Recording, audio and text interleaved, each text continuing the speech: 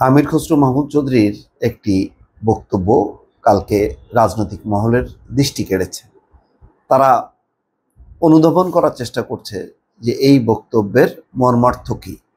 সবাই বুঝতে পারছে, কেউ কেউ সমালোচনা করছে, আবার কেউ বলছে যে না, এরকম একটি অবস্থান দরকার। তো কেন বললেন আমির খসরু মাহমুদ চৌধুরী? এটা কি তার নিজের বক্তব্য, কাউকে খুশি করার জন্য, না কি? এমন নানা আলোচনা কিন্তু কালকে থেকেই হচ্ছে। কথাটা বেশ তীক্ষ্ণ, তীর্যক কথা। জনগণ গণতন্ত্রের জন্য রক্ত দিয়েছে, কোনো মহামানবের প্রতিষ্ঠার জন্য নয়। আবার বলি কথাটা, প্রথম লাইনটা হচ্ছে জনগণ গণতন্ত্রের জন্য রক্ত দিয়েছে, কোনো মহামানবের প্রতিষ্ঠার জন্য নয়। প্রথমটা তো ঠিক আছে, এ ব্যাপারে কারোর আপত্তি নেই, কিন্তু এই যে কোনো মহামানবের প্রতিষ্ঠার জন্য নয়, এটা কাকে বললেন? তো এটা যে কোনো ছোট বাচ্চাও বুঝবে। এটা তিনি সম্ভবত ডক্টর মোহাম্মদ ইউনূসকে লক্ষ্য করেই বলেছেন। নাম বলেননি, কিন্তু বোঝার বাকি নেই যে ডক্টর মোহাম্মদ ইউনূস এখন ক্ষমতার কেন্দ্রে, রাষ্ট্রের কেন্দ্রে। তিনি যেভাবেই হোক একটা ইমেজ তৈরি করেছেন।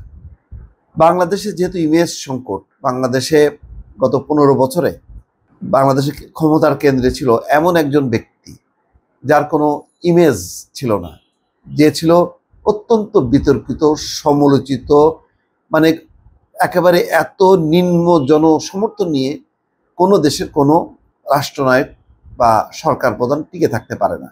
কিন্তু শেখ হাসিনা জোর করে টিকে থেকে একটা ইমেজ তৈরি করার চেষ্টা করছে, প্রতিপক্ষকে গালাগালি, মুখ দিয়ে যাহা খুশি তাই বক্তব্য দিয়ে নিজে হচ্ছে শ্রেষ্ঠ, নিজে হচ্ছে একটা মহামানবী, সেটা প্রমাণ করার চেষ্টা করছে, যেটা আসলে সফল হয়নি, বরং একেবারে মানুষ এটা ছুঁড়ে ফেলে দিছে ঘৃণা ভরে। তো এখন মহামানবী হওয়ার চেষ্টা করছেন, তিনি পারেননি। এখন মহামানব প্রতিষ্ঠার জন্য তাহলে কি ডক্টর মোহাম্মদ ইউনূসের যে এখন ইমেজ, তিনি বলছেন যে অন্তর্বর্তী সরকারকে মানুষ চায়, এটা একটা বাস্তবতা। এখনই তারা বলছে না যে তোমরা ক্ষমতা থেকে চলে যাও, তোমরা নির্বাচন দাও, এই কথা বলছে না। তার মানে অন্তর্বর্তী সরকার হচ্ছে একটা বাস্তবতা, মানুষের পারসেপশনে আছে যে থাকুক অন্তর্বর্তী সরকার, যেটা স্বরাষ্ট্র উপদেষ্টা জাহাঙ্গীর আলম চৌধুরী কিন্তু আরো খোলাখুলিভাবে বলেছেন যে লোকে বলে যে আপনারা 5 বছরের জন্য ক্ষমতায় থাকেন। তো তারই আবার প্রতিফলন ঘটলো ডক্টর মোহাম্মদ ইউনূসের, যে অন্তর্বর্তী সরকার থাকুক, এটা মানুষের একটা তার ইচ্ছা বা তার একটা আকাঙ্ক্ষা। তো এখন আমির খসরু মাহমুদ চৌধুরী বা বিএনপি যাই বলি না কেন, তারা বলছেন যে নির্বাচনটা দিতে হবে, একটা দেশকে সাংবিধানিক পথে চালিত করতে হবে। তো সাংবিধানিক পথে চালিত করতে গেলে বা নির্বাচনের সেখানে কিন্তু আবার ডক্টর মোহাম্মদ ইউনূসের কোনো অবস্থান নেই। ডক্টর মোহাম্মদ ইউনূস ইন্ডিভিজুয়াল, তার কোনো দল নেই। তাহলে যখন নাকি নির্বাচনের প্রশ্ন আসবে, তখন স্বাভাবিকভাবে ডক্টর মোহাম্মদ ইউনূসের হলো বিদায় আসন্ন। অর্থাৎ যেদিন থেকে নির্বাচনের ঘোষণা করা হবে সেদিন থেকে কিন্তু ডক্টর মোহাম্মদ ইউনূস নেই। এটা হচ্ছে বাস্তবতা। এখন যদি নির্বাচন ঘোষণা না করা হয়, যদি এইভাবেই চলতে থাকে, তাহলে যতদিন থাকবে ডক্টর মোহাম্মদ ইউনূসই থাকবে। তাহলে কি দাঁড়াচ্ছে? তাহলে কি 5ই আগস্ট যেই পট পরিবর্তন, সেই পট পরিবর্তনটা কি হলো নির্বাচন ছাড়া, কোনো দল ছাড়া একটা ব্যক্তিকে প্রতিষ্ঠা করার জন্য? সম্ভবত সেই ইঙ্গিতটাই দেওয়ার চেষ্টা করছেন আমির খসরু মাহমুদ চৌধুরী।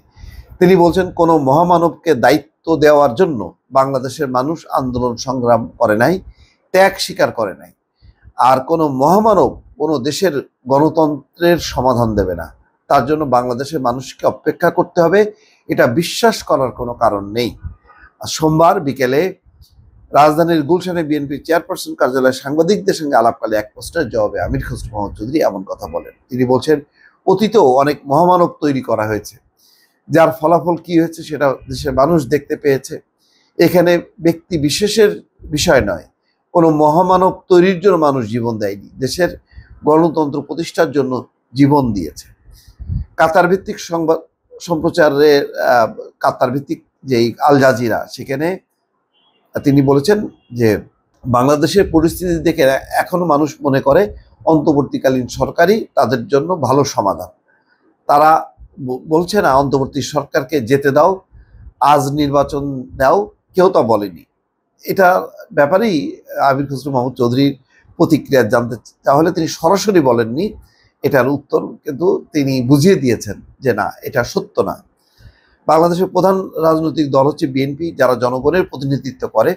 আমাদের মধ্যে ইতিমধ্যে যারা রাজনৈতিক দল হিসেবে শেখ হাসিনার বিরুদ্ধে রাস্তায় লড়াই করেছে, আমাদের সঙ্গে যারা রাস্তায় ছিল, ইতিমধ্যে প্রায় 50টি রাজনৈতিক দল পরিষ্কারভাবে ব্যক্ত করেছে যে ডিসেম্বরের আগে নির্বাচনের জন্য। এছাড়া ওইসব রাজনৈতিক দল সংস্কারের যেসব বিষয়ে ঐক্যমত্য হবে, সে সংস্কারগুলো দ্রুত শেষ করে নির্বাচনের রূপরেখা দেওয়ার ঘোষণার দাবি জানিয়েছে বলেও উল্লেখ করেন আমির খসরু মাহমুদ চৌধুরী। প্রধান উপদেষ্টার বক্তব্য জবাব দিতে গিয়ে পাল্টা প্রশ্ন করেছেন আমির খসরু মাহমুদ চৌধুরী। জনগণ বলতে কারা, এই প্রশ্ন তুলে তিনি বলেন, জনগণ বলতে যদি কোনো একটি বিশেষ গোষ্ঠী সুবিধাভোগী যারা গণতন্ত্রের বিরুদ্ধে গিয়ে, জনগণের ভোটাধিকারের বিরুদ্ধে গিয়ে গণতন্ত্রকে সংস্কারের মুখোমুখি করেছে, এটা তো কারো বুঝতে কষ্ট হওয়ার কোনো কারণ নেই। যাই হোক, এখন তিনি বলছেন যে গত 16 বছরের যুদ্ধ ছিল উল্লেখ করে তিনি বলছেন, যেই সরকার জনগণের ভোটে নির্বাচিত হবে তারা জনগণের কাছে দায়বদ্ধ থাকবে, জবাবদিহি থাকবে, সেটা যে সরকারই হোক। আমির খসরু মাহমুদ চৌধুরীর যে গণতন্ত্র, নির্বাচন এবং সেটা যে তাড়াতাড়ি হওয়া উচিত, এই ব্যাপারে সম্ভবত বিতর্ক নেই।